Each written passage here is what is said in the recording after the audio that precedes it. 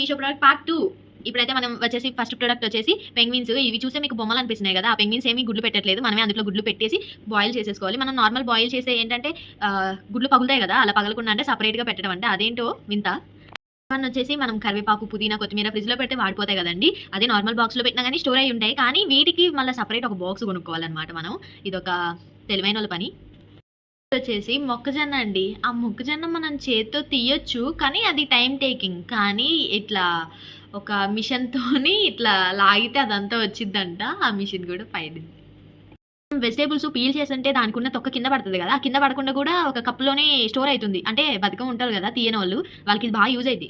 కాదు, చిన్న చిన్న పిండితోని బాల్స్ చేసేసుకొని వేయడానికి గూడా ఇంత బద్ధకం ఏంటండి? ఇంతింత చిన్న చిన్నయి గూడా అన్నీ మిషన్సే. నాకిదొక డౌట్ అండి. వాషింగ్ మిషన్‌లో ఈ బాల్స్ ఏస్తే అసలు బట్టలు విడివిడిగా వస్తాయంటారేంటి అసలు? ఇదైతే నాకు తిక్కలేగుస్తుంది చూస్తేనే. మంచిగా మనం చేత్తో తీసుకోవచ్చుగా.